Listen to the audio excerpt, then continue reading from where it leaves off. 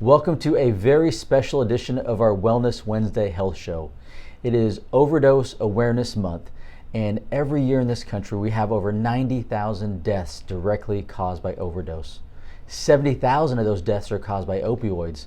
And I recently learned that here in our local community, overdose deaths have increased by 32% from 2019 to 2020. And so I have a very, very special guest today, Paige Butler from Mosaics of Mercy. And thank you for being here today. Thank you for coming in and talking to us. Now there's this beautiful wall of mosaics behind us. So let's start with Mosaics of Mercy and what this is and what this group is. Okay. Well, Mosaics of Mercy was founded back in 2016 by a group of women who had no intent of starting a nonprofit. We just gathered around a table to just be connection, be fellowship. We were all living a journey impacted by drugs, alcohol, some type of mental health situation, whether it was our personal journey or that of someone we loved. Mm-hmm. So we just got together to connect, and through that connection we found a lot of common things, a lot of gaps in our community, mm-hmm. and a few of us decided that we had to do something more to help the community and to help people in our situation. So one of the gals created Mosaics as a part of her cancer journey, and so that became kind of the bond, a way we connected around a table in a garage, mm-hmm. and we made mosaics, and it's a sign of beauty in the brokenness, mm-hmm. and it just through the experience and just looking at them, you see that there can be beauty in all of life that's been thrown at us. So my personal journey, I'm raising my grandson because of the crisis in our country. There's a lot of us.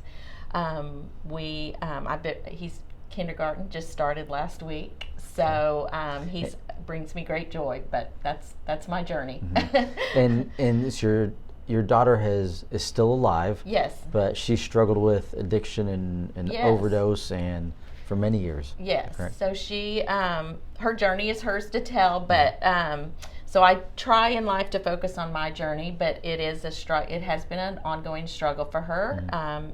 In and out of different types of help. Mm-hmm. But again, I try to, I know we're going to talk today about support, mm-hmm. and in my journey, I've learned, once your children are adults, you have to focus, you do the best you can if they mm-hmm. want help, but if they don't, you've just got to focus on your own mm-hmm. journey and the way you can live out life mm-hmm. in the fullest way. I love that term, the beauty in the brokenness, because life happens. Things don't go as planned. Addiction occurs, right? Right. Grandparents are raising grandchildren as their own, and so many other things that we just didn't plan on. But in the midst of all the chaos and what could appear to be broken, there is so much beauty. There is. And so I love that term that you guys use, the beauty in the brokenness. What are some of the local resources? One that you mentioned that I just thought, I hadn't even thought of really until you mentioned it, was a support group for grandparents that are raising grandchildren. Yes. Whereas perhaps it wasn't something you initially thought you'd be doing. And, no, I didn't think. But let's start with that group. Okay. Well, I'll go. Just how it got started was at Mosaics, we help connect families to resources. Mm-hmm. So when they call us, they're usually in a struggle, a crisis, and they don't know where to turn. Mm-hmm. So we connect them to support groups, books, treatment centers, counselors. But what we also see is where gaps exist, where there isn't a place for the whole family to recover. Okay. So and one of those gaps is the Grandparents Raising Grandchildren group. Okay. So that's where I said, oh gosh, we need a support group there. So I was a person that was qualified to facilitate that group. So we meet the first and third Fridays of every month here at Mosaics, and it's just we're all. Do people need to sign up for that group, or can they just show up? No, they can just show up. Okay. First and third Fridays, 10 o'clock. We're hybrid, so they can reach out to me at Paige at mosaicsofmercy.com. Okay. And we have a Zoom code too, because we have grandmothers that are zooming in from other places where the group doesn't exist. We'll make sure that we put the link and the address and the time of that support group. That way, if someone falls and is like, hey, I'm a grandparent, I would like some support, Yes. they can plug into that. Now, getting back to Mosaics of Mercy, though, sorry, I know there's just that's so many all right. things that y'all Yeah. wonderful things you're doing here. So you almost function as a resource hub. That's exactly. Whereas different people, they start this journey, which they didn't plan on, but now it's where do I go? Where do I turn to? And so they can call Mosaics of Mercy, and then you can help point them in direction of either support that you offer here, like the grandparent group, or other ones. Is that correct? Correct. Okay. Correct. What have you found is if someone's watching this and they're just starting this journey and they feel all alone, what do you find is maybe one of the first one or two big questions that people get when they call in and they're just starting this journey of having a loved one who's addicted or is overdosed?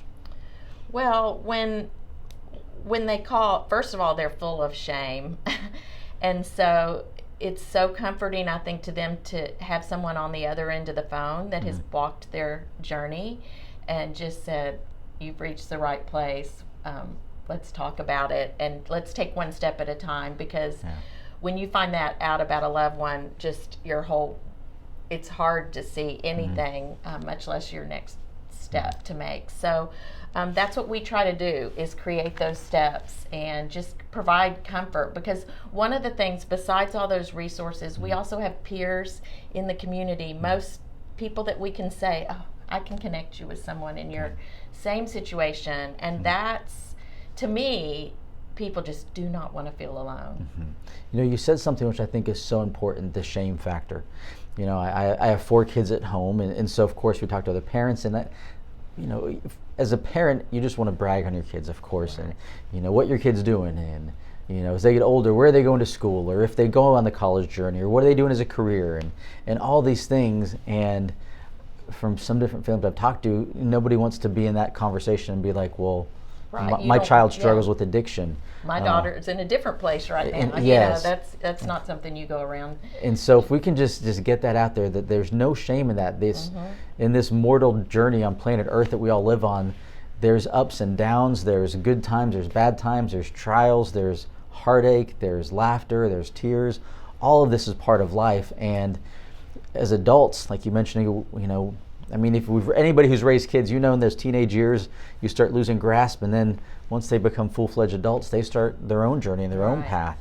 And we can love them and support them, but yes, there's no shame, there's no embarrassment.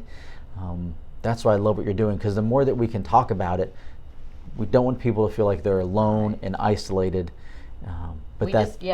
We really, with that first phone call, we want to shine a light into their darkness. We just, we want to give them that piece of hope.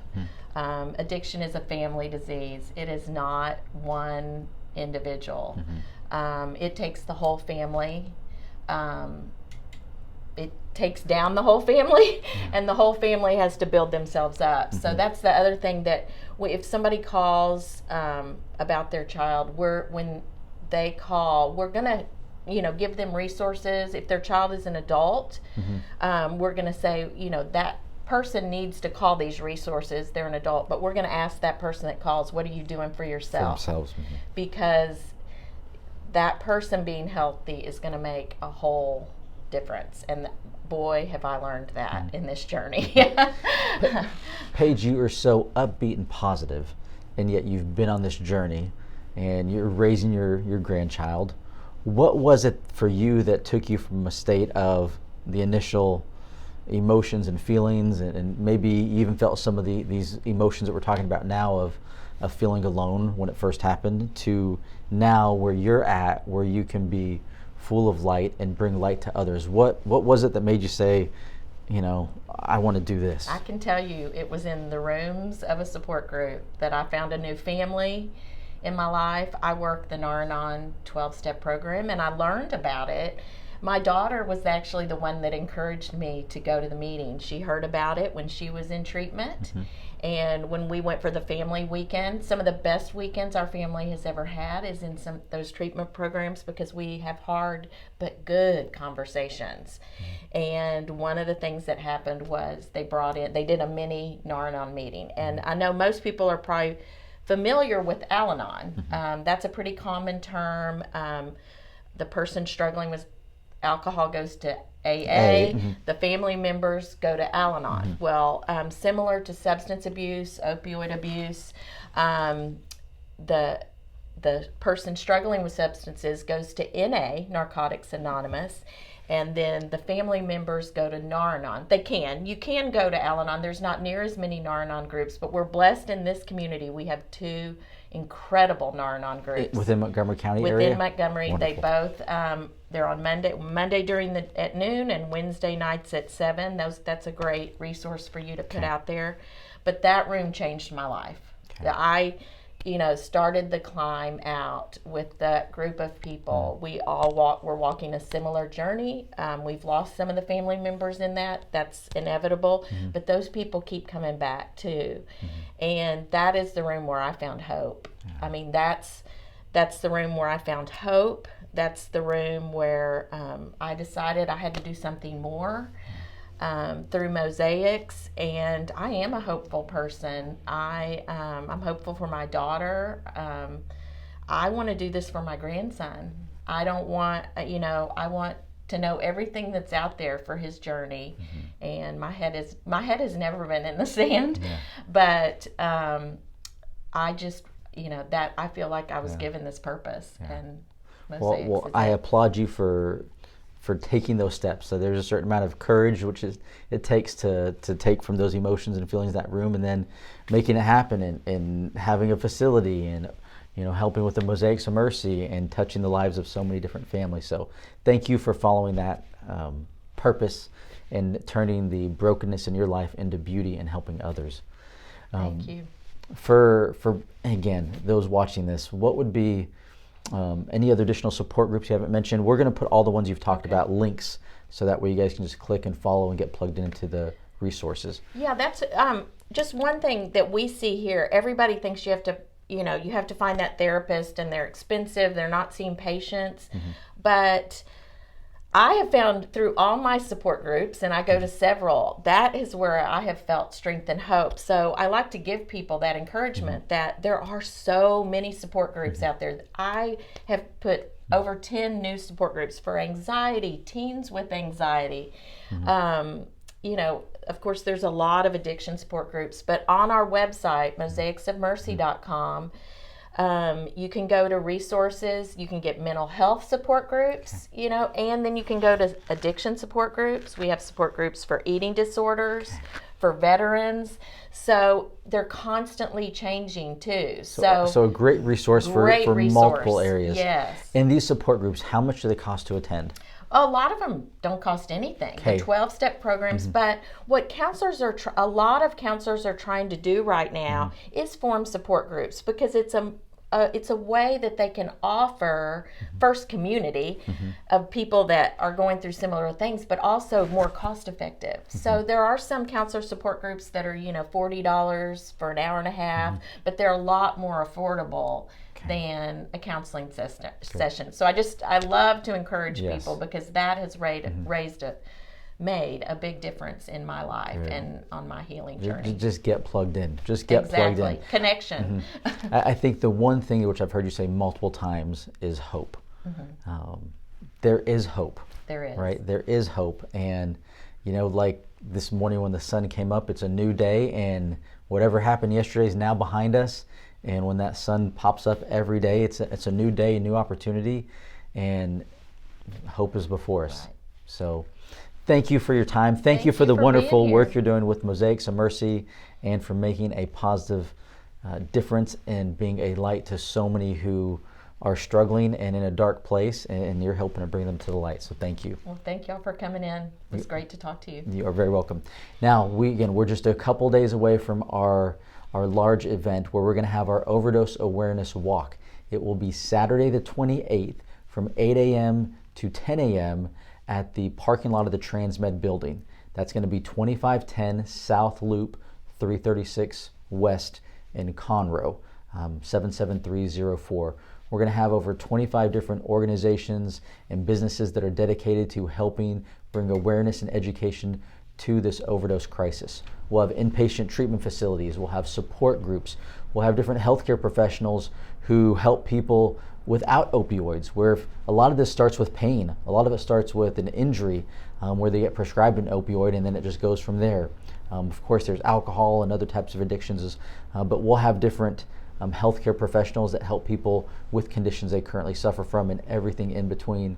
Please come join us. We're going to be walking 4,000 steps that day to remember the 4,000 Texans that died last year. We look forward to seeing you there.